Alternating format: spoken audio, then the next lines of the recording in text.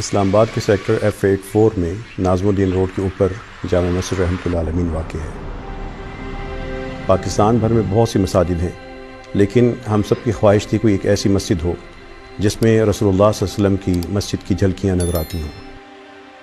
یہ مسجد قائم ہوئی اور اب تک یہاں پر 22 شعبے کم از کم کار کر رہے ہیں۔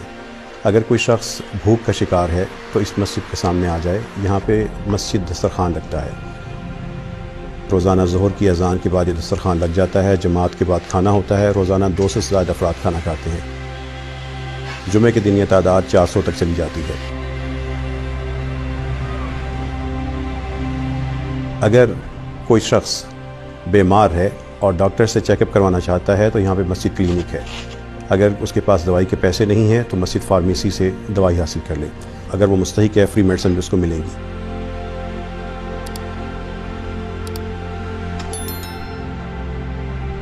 اگر وہ تھکا ہوا ہے تو یہاں پہ مسجد آرام گاہ موجود ہے۔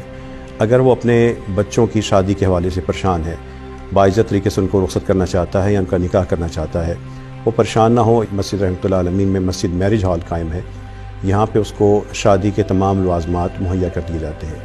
اگر وہ صاحب حیثیت ہے تو کھانا خود پکوا لے، اگر وہ کھانا بھی نہیں پکوا سکتا نکاح کے لیے یا رخصتی کے لیے تو مسجد رحمۃ اللہ علیہ کے نمازی قافلہ رحمت ہے، وہ کھانا اس کو پکوا دیں گے۔ مسجد رحمۃ اللہ علیہ کا مسجد میرج ہال محبت ہی محبت ہے۔ جو دلہا اور دلہن یہاں سے رخصت ہوتے ہیں ان کو مسجد رحمۃ اللہ علیہ کی طرف سے تحفہ ملتا ہے، کبھی سوٹوں کی شکل میں ہوتا ہے، کبھی کیش کی شکل میں ہوتا ہے، کبھی اور چیزوں کی شکل میں ہوتا ہے۔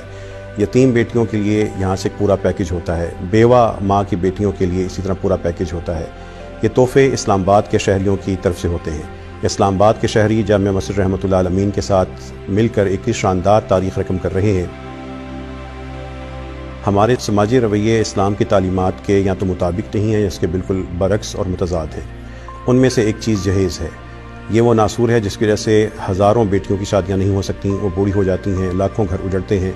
اس جہیز کے خاتمے کے لیے مسجد رحمۃ اللہ علیہ نے ان سماجی برائیوں کے خلاف آواز اٹھائی ہے۔ یہاں پہ ایک نوجوانوں نے حلف دیا، اسلام آباد کے لوگ جمع ہوئے، اللہ تعالیٰ کی توفیق سے پورے ملک میں یہ آواز پھیلی۔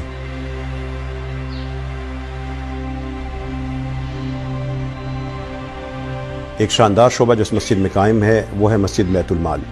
مسجد بیت المال کے ذریعے ہم وہ تمام مستحق مسلمان بھائی جو بیمار ہیں، معذور ہیں، کوئی یتیم ہے، کوئی بیوہ ہے، کسی کی تعلیمی ضرورت ہے، کسی کا علاج کی ضرورت ہے، جو کیش رقم ہے ان پہ خرچ کر دی جاتی ہے۔ یہ شاندار نظام، اس کا پورا ریکارڈ رکھا جاتا ہے، جو آنے والوں کی پوری چھان بین کی جاتی ہے، باقاعدہ درخواستیں وصول کی جاتی ہیں، اور اللہ تعالیٰ کی توفیق سے ہر مہینے 300 سے 400 گھروں یا افراد کی مدد خاموشی کے ساتھ ہو رہی ہے۔ اگر کوئی شخص اس کے پاس کپڑے نہیں ہیں، اپنے بچوں کے یہ کپڑوں کے حوالے سے پریشان ہیں یا اس کے اپنے کپڑے پھٹے ہوئے ہیں تو یہاں پہ آ جائے۔ یہاں پہ مسجد فری گارمنٹ سٹور قائم ہے۔ اگر اس کے پاس جوتے نہیں ہیں اور وہ پرانے جوتوں میں گزارا کر رہا ہے، اس کے بچوں کے پاس اسکول کے شوز نہیں ہیں، وہ پریشان نہ ہو، وہ ہمارا مستحق بھائی ہے، مسجد رحمۃ اللہ علیہ میں آئے۔ یہاں پہ مسجد فری شوز سٹور قائم ہے، یہاں سے آ کے جوتے حاصل کر لیں۔ اگر اس کو بچوں کے پاس یونیفارم نہیں ہے تو ان کی تعلیم کو نہ روکے، وہ یہاں پہ آئے۔ مسجد یونیفارم بینک ہے، یہاں پہ لوگ اپنے بچوں کے لیے جو ان کے استعمال شدہ لباس ہے وہ جمع کرواتے ہیں، یا یونیفارم یا نئے جمع کروا دیتے ہیں، ہم وہی اچھی حالت میں ان کے بچوں کو دے دیتے ہیں۔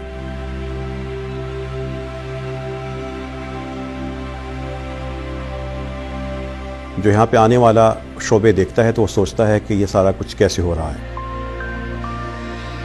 اس سارے کام کے لیے اللہ تعالیٰ کے فضل اور اس کی توفیق سے اس مسجد رحمۃ اللہ علیہ سے کوئی چندہ جمع نہیں کرتا، کوئی مانگتا نہیں ہے، بلکہ اللہ تعالیٰ کے کچھ خاص لوگ ہیں جو خود اس میں شریک ہو جاتے ہیں، ملک سے باہر۔ وہ لوگ کبھی اس میں اکاؤنٹ میں پیسے بھیج کر، کبھی یہاں پر آ کے جمع کروا کر۔